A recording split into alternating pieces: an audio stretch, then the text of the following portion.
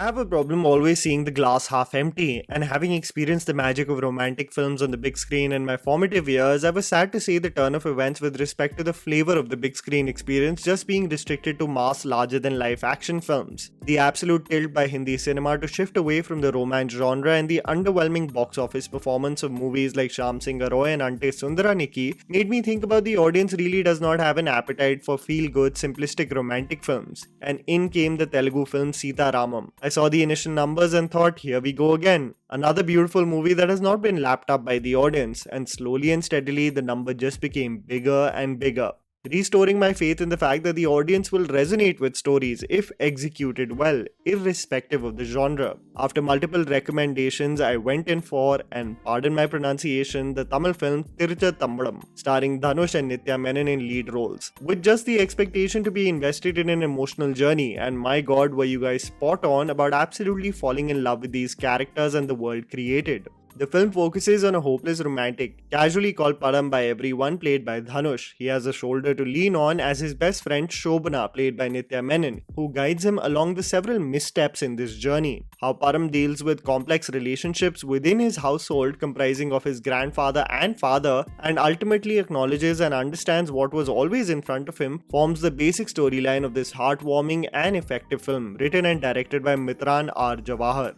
Because I really want to in great detail talk about why I would highly recommend this film to all of you to watch in theaters if you get the opportunity, of course, I want to get the bumps along the storytelling out of the way first. Amongst the several relationship hurdles and trauma that Param has to deal with head on, I felt tapping into fear and dealing with physical altercations could have been dealt with far better in this movie. Param is an individual who is non-confrontational and oftentimes deems it fit to walk away from altercations. One is alluded to be a coward regarding the same, and I felt like the solution to unlock this very fear being explored through a criminal was rather rudimentary from a storytelling standpoint. A creative decision that I really did not buy also in this film, and I thought that really went in overkill mode, was the attempt to demonize Rashi Khanna and her choices of friends, lifestyle, and simply her outlook on life. This conversation about being in control of one's choices and the judgmental tone with which Param approaches Rashi's choices seemed condescending and unnecessary to me. One can't help but come to the conclusion that it simply is a window to Param's thinking, but I think the director really wanted to make the effort of villainizing quote-unquote modern choices of people living in the city. Lastly, I'll just end with the fact that this film definitely takes the route of supremely filmy conclusions. It might make pragmatists roll their eyes on the sheer leap of faith it asks from the audience, but for me personally, despite the climax being the quintessential over-the-top romance, I was too invested in the performances and the characters for it to be jarring enough to take away from the beautiful experience I had watching this film. The distinct quality that stayed with me throughout the running minutes of this movie was the beautiful music and the skill with which it is integrated in the screenplay. And then I realized that bloody hell, no wonder, Anirudh Ravichandar has composed the music. The man thematically oscillates through so many moods with his ventures in a span of a few months, and it really is a testament to his range and ability. The music never seems like a halt in the progression of events, but a means to move the story forward. A clear ode to La La Land, a song is not placed to showcase the interesting lighting and choreography, but a means to tell a best friend how a first date went. The great detailing is enhanced furthermore with the character being imagined through a constant spotlight on her in the dance sequence. Thai Kellavi is just not an energetic choreography, but a way for a friend to make up with his best friend. Vintage music like Yaro Yaro Di during marriage celebrations, Ho Jayegi Balle Balle during a society dance competition, or Ille Raja classics as the protagonist pines and yearns for what could have been a romantic prospect. All of it just seems organic and meant to be. I have to get the obvious out of the way first, but you will inadvertently fall in love with Nithya Menon in this film. She has such a beautiful and vibrant presence in front of camera as Shobana that you can't help but helplessly smile, as she always is in Param's corner every step of the way.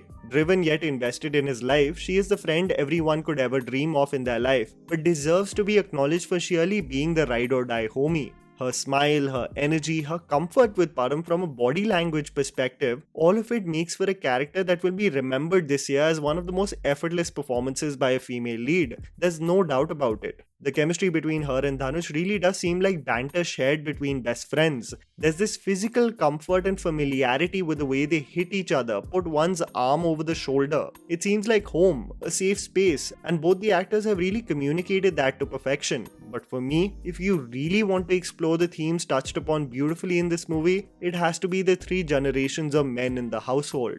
The underlying animosity or brewing anger of what is unsaid in Indian households is something everyone will unanimously relate to when it comes to this movie. Concepts of guilt and loss are the underlying emotion while the characters within the same house barely talk to one another. Param takes solace in the understanding presence of his grandfather, played beautifully by Bharti Raja, but does not even have eye contact with his police officer father, played by Prakash Raj, in easily his best performance of the year. Yes, it's even better than Major.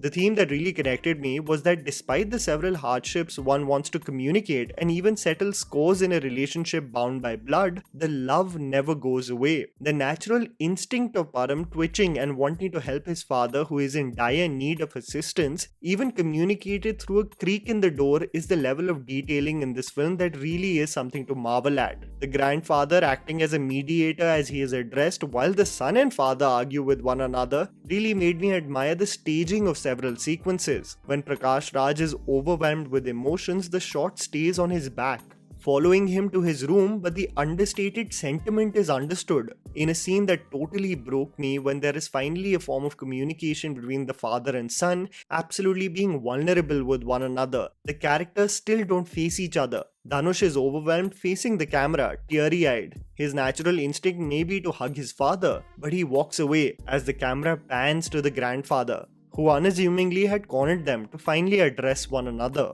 I wonder why I was so emotionally drawn into this film. Why was I an emotional mess in this movie? And I realized that it took the tough exterior of men and completely broke that impenetrable wall and showcased them in a close-knit household with several deep-cutting issues and made them deal with those emotions head-on. A rarity anyway in how men express with one another, and it really struck a chord with me. Bharti Raja and Prakash Raj really leave a lasting impression, and Dhanush having another film in his kitty where he proves yet again that he is one of the best actors in the genre of romance, and characters having to look deep within themselves, accounting for several beautiful moments where the actor shines as a performer. Seeing Dhanush perform really made me think that he would be such a good fit if there is ever an adaptation of Laila Majnu or Devdas. The way he expresses his love for characters, both platonic and romantic, is really something to marvel at, and I honestly cannot recommend this film enough. That not only guarantees an emotional journey, but provides you a warm, fuzzy hug at a time where cinema is headed towards hollow, larger-than-life mass cinema. And that was a video, guys. Write down in the comments below what you thought about the movie. Please don't forget to follow me on Instagram, the handle's right in front of you. Follow me at JammyPants4. Also, please support us by smashing the like button and subscribing to our channel for weekly content ahead. Thank you for watching.